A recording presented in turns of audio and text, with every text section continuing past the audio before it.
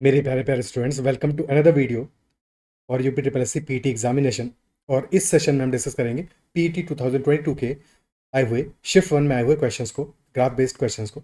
Start करते हैं session. और अगर अब तक चैनल को सब्सक्राइब नहीं किया है तो जरूर से कर लेना, साथ में बेल आइकन भी प्रेस कर देना। तुम टेलीग्राम चैनल भी ज्वाइन कर सकते हो, या फिर टेलीग्राम पे अगर तुम्हारा क्वेश्चन है, क्वेरी है, तो मुझे मैसेज कर सकते हो @ADI TYAKT।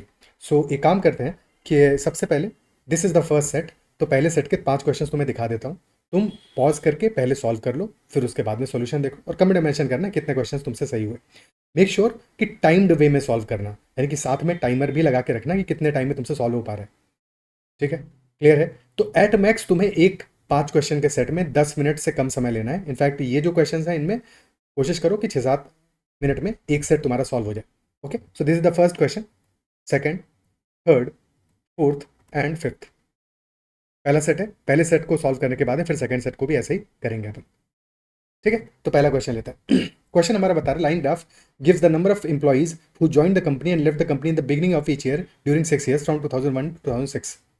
2001 से लेकर 2006 तक 6 वर्षों के दौरान प्रत्येक वर्ष की शुरुआत में कंपनी में शामिल होने वाले और कंपनी छोड़ने वाले कर्मचारियों की संख्या को ये हमारा रेखा आरेख या लाइन ग्राफ दर्शा रहा है।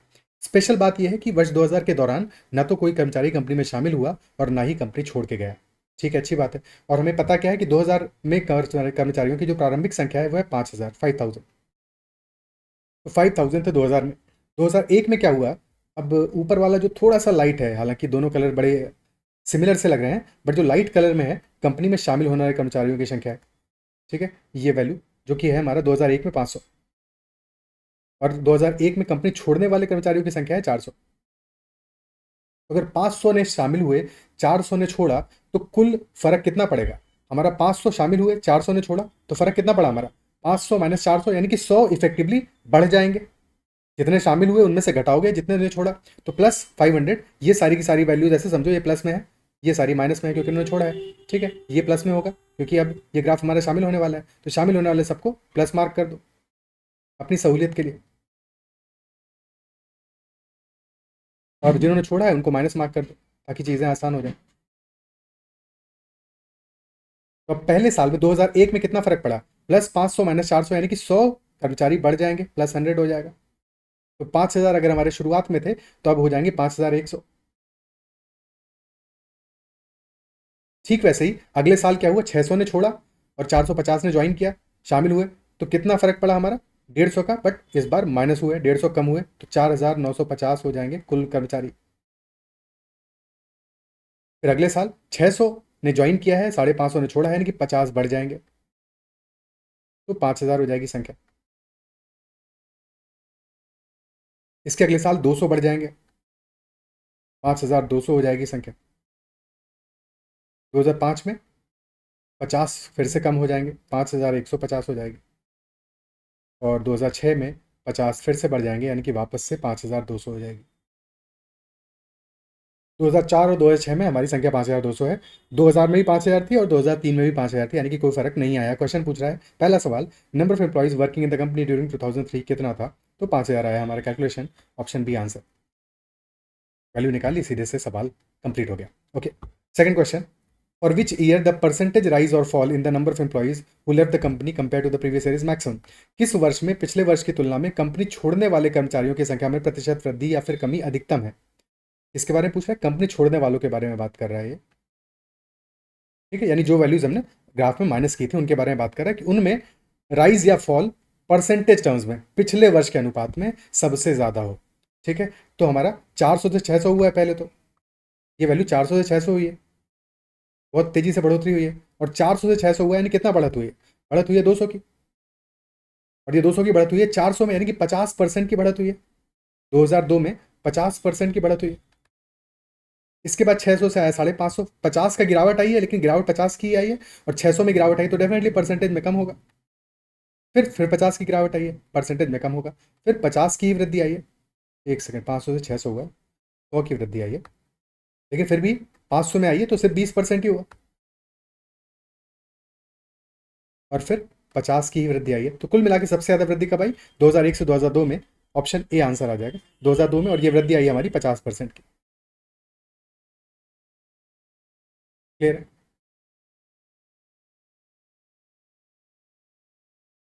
ठीक। अच्छा, 2001 का भी निकालना एक्चुअल में चाहिए था हमें, वो भी एक ज़रूरी चीज़ है, क्योंकि 2000 में संख्या थी 5000 और 2001 में कितना हो गया, +100, यानी 5100 हो गया। एक सेकंड, 400 ने शामिल हुए 500, हाँ, +5100, तो 100 की वृद्धि आई थी 5000 में। लेकिन हालांकि क्वेश्चन हमसे ये नहीं पूछा, तो क्वेश्चन किसके बारे में पूछा, तो क्वेश्चन पूछा था राइज एंड फॉल, जिन्होंने लेफ्ट किया, हाँ, तो उनके लिए तो ज़रूरत नहीं था 2001 का। ठीक है। हालांकि उस लिहाज से, for which year the percentage rise fall in the number of employees who left the company compare to the previous year is maximum.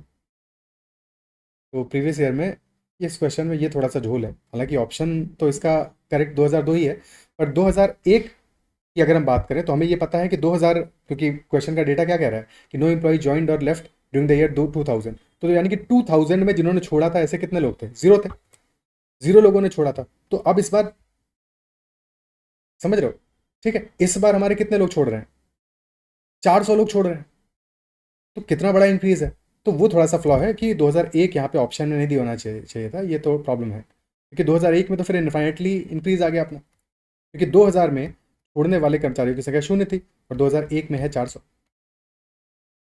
तो अगर 2001 भी वैल्यू दे रहे हो तो पिछले साल से कंपेयर करोगे तो फिर ये तो बहुत ही बड़ा इंक्रीज है। एनीवे, बहरहाल आंसर इसका 2002 है। ठीक है, तो ये इस क्वेश्चन की लैंग्वेज में फ्लॉ है। बहरहाल आगे बढ़ते हैं। The strength of employees increase decrease from 2002 to 2003 by approximately what percent. Strength of employees यानी कि कुल जो हमारे एम्प्लॉइज हैं, कुल कर्मचारियों की कुल संख्या में कितना, लगभग कितने प्रतिशत की वृद्धि या कमी हुई 2002 से 2003 में। तो 2002 में संख्या कितना था हमारा, 2002 में अभी हमने निकाला था 4950 और हुआ 5000। ठीक है, तो 4950 से हुआ 5000, जो कि लगभग लगभग 1% की वृद्धि आई, क्योंकि 50 की वृद्धि आई, जो लगभग 1% होगा, तो ऑप्शन बी आंसर आ जाएगा यहाँ पे, यहाँ भी कोई दिक्कत नहीं। ये भी सीधा सीधा सवाल है। ठीक है, अगला क्वेश्चन करते हैं। नेक्स्ट क्वेश्चन, अगला सवाल कह रहा है 2003 में कंपनी में काम करने वाले कर्मचारियों की संख्या 2006 में कंपनी में काम करने वाले कर्मचारियों की संख्या का लगभग कितना प्रतिशत थी। तो 2003 में हमारी संख्या अभी हमने निकाला था 5000 आया था, और 2006 में आया था 5200, यानी कि 200 ज़्यादा है। ठीक है, हमें 2006 के कंपैरिजन में निकालना है, तो 5000 बटे 5200 कितना प्रतिशत होगा ये निकालना है। ठीक है, तो ये 200 कम है 5000, और 5200 का 1% कितना होगा, 52 होगा, 52 होगा, तो 4% आएगा 208। तो 4% से थोड़ा सा कम वैल्यू होगा 200 का, यानी कि लगभग हमारा आंसर आएगा 96.15%, क्योंकि 5200 कम है, तो लगभग 3 पॉइंट समथिंग परसेंटेज से कम है, 96 पॉइंट समथिंग हमारा आंसर आ जाएगा। क्या ये क्लियर है? ठीक है, अदरवाइज सिंप्लीफाई कर लेते तो भी देखते ये वैल्यू हमारा आ रहा है 25/26, यानी कि 1 - 1/26, तो 1/26 को परसेंटेज में निकाल लेते, आंसर अपना आ जाता। ठीक है, अगला क्वेश्चन, लास्ट क्वेश्चन इस सेट का, ratio of least number of employees who join the company to maximum number of employees who left the company in any of the years during the given period. Simple question है, language बस समझ लो। दी गई अवधि के दौरान किसी भी वर्ष में कंपनी में शामिल होने वाले कर्मचारियों की न्यूनतम संख्या, किसी भी वर्ष में कंपनी में शामिल होने वाले कर्मचारियों की न्यूनतम संख्या, यानी कि शामिल होने वालों की न्यूनतम संख्या चाहिए, का कंपनी छोड़ने वाले कर्मचारियों की अधिकतम संख्या, और कंपनी छोड़ने वालों की अधिकतम संख्या चाहिए। तो जो शामिल हुए उनका न्यूनतम, यानी कि हमारा जो थोड़ा सा लाइट कलर, इसमें न्यूनतम क्या आ रहा है, 450 आ रहा है, 450 आ रहा है, तो 450 आया पहली संख्या। और दूसरी संख्या क्या है, छोड़ने वालों की अधिकतम संख्या, यानी छोड़ने वालों का डार्क कलर का ग्राफ है और इसकी अधिकतम संख्या आ रही है 650। 450 अनुपात 650, जो कि हो जाएगा हमारा 9:13। 50 तो कॉमन है, 9:13, 9/13, ऑप्शन डी आंसर हो जाएगा इस क्वेश्चन का। तो सिंपल सेट था, कहीं कोई प्रॉब्लम नहीं है किसी भी क्वेश्चन में, क्या अप्रिशिएट कर पा रहे हो, समझ पा रहे हो। ठीक है, अगले सेट पे चलते हैं, नेक्स्ट सेट पे चलते हैं। तो अगला सेट हमारा है, विगत वर्षों में कंपनी द्वारा खिलौनों के उत्पाद जो हुआ है कई लाखों में, और कितने लाख में हुआ है, बार ग्राफ हमें गिवन है। ठीक है, उत्पादन कितने लाख में है, वही वैल्यूज हमें गिवन है 2011 से लेकर 2018 तक, कुल 8 वर्षों के लिए। इस पर भी क्वेश्चंस देख लेते हैं, और तुम पॉज करके अपने एंड पे पहले टाइमर लगा के क्वेश्चंस को सॉल्व करना, फिर ही सॉल्यूशन देखना। First, second, third, fourth and fifth, ये हो गया हमारे 5 सवाल। अब शुरू करते हैं। तो पहला क्वेश्चन है हमारा, what was the approximate percentage decline in the production of toys from 2013 to 2014। 2013 से 14 के बीच में अप्रॉक्सीमेट, लगभग प्रतिशत गिरावट कितनी है। तो 2013 में 75 लाख खिलौनों का उत्पादन हुआ है, और 2014 में 60 लाख। 75 से 60 यानी गिरावट आई है 15 की। तो गिरावट किस पे आई है, 75 पे, यानी कि 15/75 कितना हुआ, 1/5, जो कि हो जाएगा 20%। 1/5 × 100 यानी कि हो गया 20%, ऑप्शन सी। 20% की गिरावट आई है। सीधा सीधा सवाल। Second question, average production of 2015 and 16 was exactly equal to average production of which of the following pair of years. 2015-16 का जो औसत है वो और किन सालों के औसत के बराबर है। तो औसत उतना ही होगा क्योंकि 2 सालों का औसत यहाँ भी दिया है और 2 सालों का औसत ऑप्शन में भी पूछा है, तो तुम योग निकाल लो। ठीक है, योग जहाँ बराबर होगा वहीं औसत भी बराबर होगा। अगर यहाँ पे 2 साल का होता, ऑप्शन में 3 साल का होता है, यहाँ 3 साल का होता, ऑप्शन में 2 साल का होता, तब फिर औसत से ही बात करते हैं हम। बट क्योंकि दोनों केसेस में 2-2 साल का है तो बस टोटल देख लो, 15 और 16 का कितना आ रहा है। 15 में है 80, 65, तो 145 लाख, 145 वैल्यू आ रहा है। 2014 और 15 का 140 आ रहा है, डेफिनेटली कम है। 16 और 17 का 165 प्लस 90 155 आ रहा है, डेफिनेटली ज़्यादा है। ऑप्शन सी 2012 और 17, 12 और 17 का है 55 और 90, तो ये वैल्यू आ रहा है 145। तो yes, option C correct answer है अपना। ऑप्शन डी 2014 और 16 का वैल्यू कितना आ रहा है 60 और 65, डेफिनेटली 125, जो कि मच लेस है। ऑप्शन सी हमारा इस क्वेश्चन में क्लियर कट आंसर है, सीधा सीधा आंसर है। अगला सवाल, what was the approximate percentage increase in production of toys in 2018 compare to that in 2011। 2018 में अप्रॉक्सीमेट परसेंटेज इंक्रीज 2011 के कंपेरिजन में। 2011 में हमारा वैल्यू है प्रोडक्शन का 40, 2018 में है 95, 40 से 95 हो गया, यानी कि 55 का इंक्रीज आया है। 55 का इंक्रीज आया है। ठीक है, तो 55/40 कितना परसेंट होगा।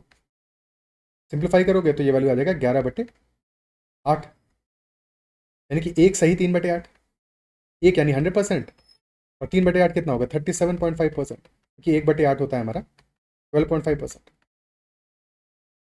ठीक है, तो आंसर आ जाएगा ऑप्शन ए 137.5%। अदरवाइज 100 से मल्टीप्लाई करके डिवाइड कर लो।